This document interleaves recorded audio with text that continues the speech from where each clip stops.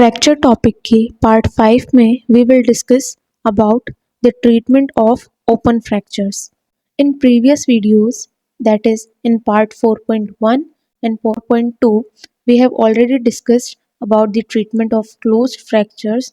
So link is in the description box. You can check it out. So open fractures क्या होते हैं इसके बारे में भी हमने डिटेल में डिस्कशन किया है in part 1 in different classifications of fractures, so you can check it out that video as well. So open fractures basically वो fractures होते हैं जिसमें स्किन और सराउंडिंग सॉफ्ट टिश्यूज भी डैमेज हो चुके हैं और फ्रैक्चर्ड बोन एक्सपोज हो गए हैं एनवायरनमेंट से. Open fractures may result in these 3 specific consequences. First है infection of the bone. Fragments जब इन्वायरमेंट से एक्सपोज्ड करते हैं तो देयर इज़ हायर चांसेस कि बोन इन्फेक्टेड हो जाए. सेकंड है inability to use traditional methods, means smaller wound को विंडोज़ के थ्रू मैनेज किया जा सकता है प्लास्टर कास्ट में. विंडो बेसिकली प्लास्टर कास्ट के अंदर एक स्मॉल कट सेक्शन होता है जिससे medical professional can access to specific areas such as कोई वुंड तो नहीं है without removing the entire cast. तो बेसिकली विंडो क्रिएट किया जाता है to clean, treat and inspect the wound और any underlying condition by keeping the cast intact. But big wounds के अंदर ये पॉसिबल नहीं होता है. So traditional methods such as cast, splints और स्ट्रैपिंग्स से मैनेज करना पॉसिबल नहीं है. लास्ट है problems related to union. Open fractures की मोस्ट कॉमन कॉम्प्लिकेशंस होती है दैट इज़ नॉन यूनियन, कि फ्रैक्चर्ड बोन सेगमेंट्स यूनाइट नहीं हुए हैं, and mal union that is wrongly unite हो गए हैं. इसका रीजंस क्या क्या हो सकते हैं जिनकी वजह से non union and mal union बहुत कॉमनली देखने को मिलता है. फर्स्ट है कि फ्रैक्चर के टाइम बोन का कोई पार्ट लॉस्ट हो गया है जिससे नॉन यूनियन के चांसेस ज़्यादा हो जाते हैं. सेकंड है फ्रैक्चर्ड होने के बाद एक हीमाटोमा बनता है that is cluster of blood cells. उसके अंदर ऑस्टियोजेनिक पोटेंशियल होता है, means new bone cells fracture को हील करने की कैपेबिलिटी होती है. तो अगर इंजरी के टाइम हीमाटोमा लॉस्ट हो गया है वुंड से, so there will be higher chances of non union और माल यूनियन. थर्ड है vascular cover. Vascular cover means fracture segments को जब सराउंडिंग सॉफ्ट टिश्यूज से जो ब्लड सप्लाई मिलती है वो बहुत क्रूशियल होती है बोन की प्रॉपर हीलिंग के लिए. तो जब वेस्कुलर कवर मिस होता है that can also impair the bone healing. And last है secondarily infection of the bone, means fracture fragments का एनवायरनमेंट से एक्सपोजर होने के कारण इन्फेक्शन हो जाना, उसको सेकेंडरीली इन्फेक्शन ऑफ बोन कहते हैं. इन्हीं सब पॉसिबल कॉन्सिक्वेंसेस की वजह से इट इज़ वेरी इम्पोर्टेंट कि ओपन फ्रैक्चर्स को अटमोस्ट केयर दिया जाए throughout their management. Open fractures को सॉफ्ट टिश्यू इंजरी के एक्सटेंट के अकॉर्डिंग 3 टाइप्स में क्लासीफाई कर सकते हैं. Gustilo and Anderson classification of open fractures पर एक सेपरेट वीडियो अपलोड कर दी गई है. Link is in the description box, you can check it out. Treatment of open fractures. Main M होता है ओपन फ्रैक्चर्स के ट्रीटमेंट में कि ओपन फ्रैक्चर्स को क्लोज फ्रैक्चर के अंदर कन्वर्ट करना बाय एडिक्वेट वुंड केयर. सो इसको हम 3 फेजेस में क्लासीफाई कर सकते हैं. Phase 1 emergency care, phase 2 definitive care, phase 3 rehabilitation. First हम बात करेंगे फेज़ 1 एमरजेंसी केयर. इसको हम सब क्लासीफाई कर सकते हैं emergency care at the site of accident and in the emergency department. First we will discuss about emergency care at the site of accident. Accident होने की जगह पर हमें क्या करना चाहिए फ्रैक्चर के केस में. फर्स्ट है ब्लीडिंग को रोकना चाहिए. ये हम कर सकते हैं by a clean piece of cloth. उस क्लॉथ को अप्लाई करके फर्म प्रेशर यूज़ करना चाहिए टू स्टॉप द ब्लीडिंग. कुछ केसेस में टाइट सर्कुलर बैंडेज को भी यूज़ करना नेसेसरी होता है। बैंडेज को प्रॉक्सिमल यूज़ करेंगे वुंड के to stop the bleeding. Second है वुंड को क्लीन करना है, we can clean it with tap water और सलाइन, और फिर क्लीन क्लोथ से कवर करना है। थर्ड है फ्रैक्चर को स्प्लिंट करना है। Splint is basically non operative method of immobilization. Fracture segment को इमोबिलाइज करते हैं सो दैट फर्दर कॉम्प्लिकेशंस ना हो। फर्दर इंजरीज को प्रिवेंट करने के लिए, मूवमेंट को प्रिवेंट करने के लिए स्प्लिंटिंग करते हैं। फ्रैक्चर के पार्ट 4.2 वीडियो में हमने इमोबिलाइजेशन मेथड्स को डिटेल डिस्कशन किया है, so link is in the description box, you can check it out that video. Fracture को स्प्लिंट करना चाहिए। कुछ केसेस में ये भी हो सकता है कि बोन का कोई पीस बाहर की तरफ आ गया हो, सो उस पीस को वॉश करना चाहिए और क्लीन क्लॉथ के अंदर कवर कर कर हॉस्पिटल ले जाना चाहिए ताकि उस पीस को रिकंस्ट्रक्शन के अंदर यूज़ कर सके। ड्रेसिंग करनी है, स्प्लिंटिंग करनी है, इमोबिलाइज करना है at the site of accident. Next है in the emergency department. Open fractures के अंदर न्यूरोवस्कुलर इंजरीज मोस्ट कॉमनली देखने को मिलती है, सो उनके ऊपर भी ध्यान देना चाहिए। So following treatment should be performed. First is wound care. Wound जो बना है उसकी केयर करना should be the utmost priority. इसके अंदर सबसे पहले वुंड को क्लीन करेंगे स्ट्रिक्ट एंटीसेप्टिक कंडीशन से, फिर स्टेराइल ड्रेसिंग करेंगे और बोन पीस जो कि बाहर की तरफ आ रहा है, सराउंडिंग स्किन को स्ट्रेच भी कर रहा है, सो उस प्रोजेक्टिव बोन को रिप्लेस करना बहुत ज़रूरी है ताकि स्किन का डीवेस्कुलराइजेशन ना हो, that is loss of blood supply ना हो, which can ultimately cause death और डैमेज टू द टिश्यूज। सो उसको प्रिवेंट करने के लिए प्रोजेक्टिव बोन को रिप्लेस करना है।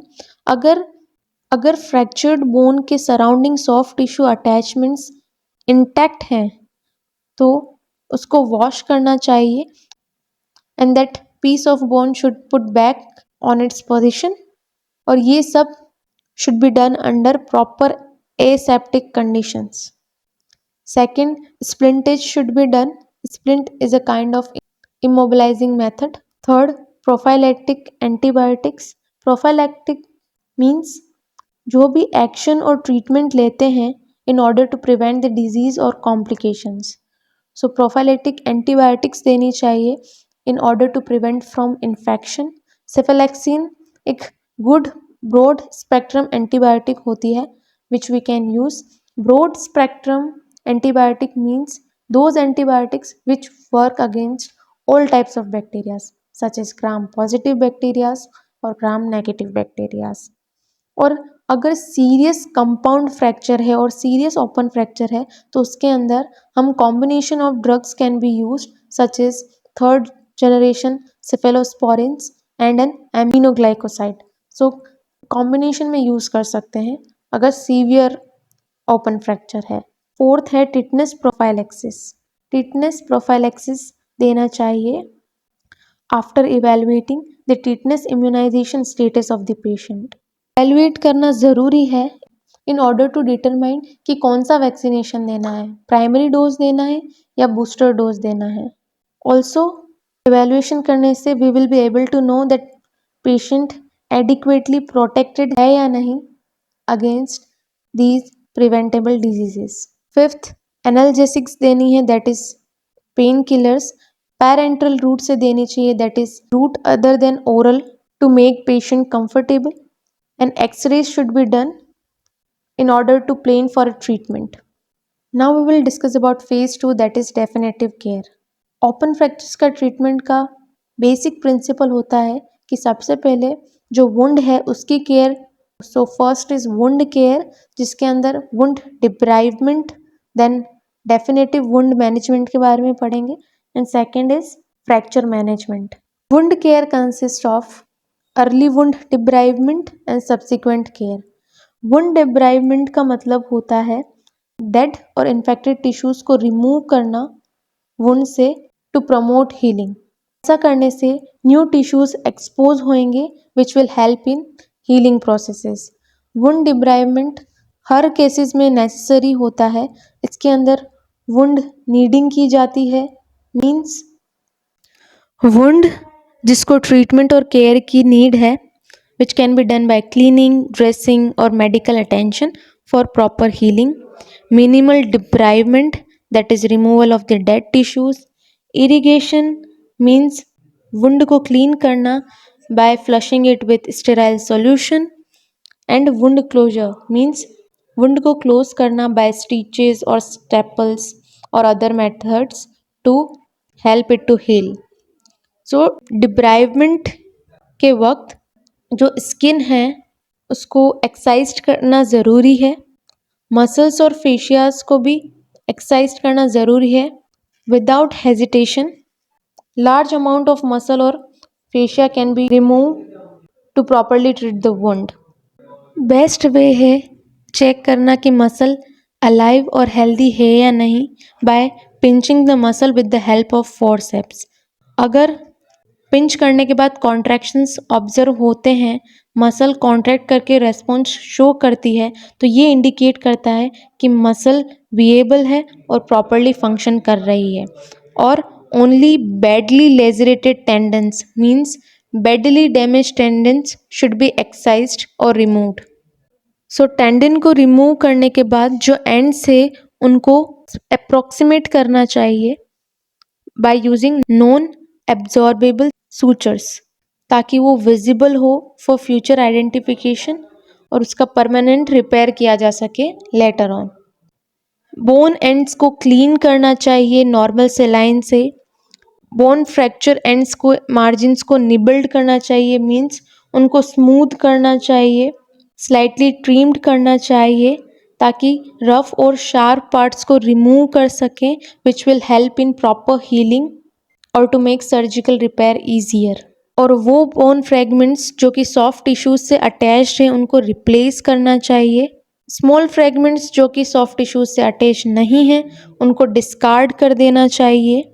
उन केसेस में जहाँ पर लिम्ब सीवियरली और बैडली इंजर्ड है तो उसके अंदर salvage treatment should be of more benefit because their reasonable function is poor. So उन केसेस के अंदर amputation will be a better option, जिसके अंदर अफेक्टेड पार्ट को सर्जिकली कट कर रिमूव कर दिया जाता है। वुंड केयर का सेकेंड पार्ट है डेफिनेटिव वुंड मैनेजमेंट। एक बार वुंड का डिब्राइवमेंट होने के बाद वुंड को क्लोज करना चाहिए। अगर क्लीन वुंड है तो प्राइमरी क्लोजर कर सकते हैं स्किन एजेस को सूचर करके और बाय फ्लैप। और अगर वुंड डिब्राइवमेंट फ्रैक्चर के 6 से 8 घंटे के बाद हुआ है तो इमीडिएट क्लोजर नहीं करना चाहिए, क्योंकि उसके अंदर चांसेस होते हैं कि बैक्टीरियाज और debris can be trapped inside the closure, जिसकी वजह से इन्फेक्शन के चांसेस बढ़ सकते हैं। तो इन केसेस के अंदर फर्स्ट वुंड को स्टेराइल ड्रेसिंग से कवर करना चाहिए, after that delayed primary closure करना चाहिए, या फिर सेकेंडरी इंटेंशन हीलिंग के लिए अलाउ करना चाहिए जिसमें वुंड जो है नेचुरली हील करेगा। और उन केसेस में जिसके अंदर डाउट है उस केसेस में वुंड को ओपन ही छोड़ देना चाहिए। डेफिनेटिव केयर का सेकंड पार्ट है फ्रैक्चर मैनेजमेंट। वुंड डिब्राइवमेंट करने के बाद भी open fracture potentially infected fracture ही होते हैं। क्लोज फ्रैक्चर्स के अंदर non operative methods usually good results provide करते हैं। कुछ केसेस के अंदर ओपन रिडक्शन की रिक्वायरमेंट हो सकती है। ओपन फ्रैक्चर्स को generally without any interventions wound को हील करने के लिए छोड़ देना चाहिए। It is safer to wait. और उन केसेस में जिसमें एक्सटेंसिव सॉफ्ट टिश्यू डैमेजेस हुए हैं उसके अंदर external fixation should be done to provide fixation और immobilization of the fracture fragments. So external fixation wound को प्रॉपर और गुड केयर प्रोवाइड करता है। कॉमनली यूज्ड मेथड्स जो कि ओपन फ्रैक्चर के डेफिनेटिव केयर में हेल्पफुल होते हैं, that can be immobilization in plaster, pins and plaster, skeletal tractions, external skeletal fixation, that is external fixation, internal fixation, etcetera. इन सब के बारे में हमने डिटेल में डिस्कस किया है in previous parts, so you can check it out. Last phase होता है फेज 3 रिहैबिलिटेशन, जिसके अंदर इंजर्ड और अफेक्टेड पार्ट को उसके फंक्शन को रिस्टोर करने के लिए ट्रेनिंग दी जाती है, सच एज एक्सरसाइजेज और mobilization to preserve the function of the limb. So इसके अंदर हम कर सकते हैं joint mobilization, muscle exercises during immobilization और after removal of immobilization, and last is functional use of limb, जिसमें पेशेंट को एडवाइस करते हैं कि कैसे इंजर्ड लिम्ब को फंक्शनली यूज कर सकते हैं, मोबिलाइज कर सकते हैं। इन तीनों पॉइंट्स को हमने पार्ट 4.2 के अंदर डिटेल्ड में डिस्कस किया है। So link is in the description box, you can check it out. So ये रहा स्नैपशॉट जो भी हमने आज डिस्कस किया है, so you can read it out. Thank you. Also, if you want notes of these topics or any of the subjects mentioned here, you can DM me on my Instagram ID, that is snapshot_learning। In notes में concepts को, reasoning को बहुत simple और easy language में explain किया गया है, so you can check it out. Thanks for watching.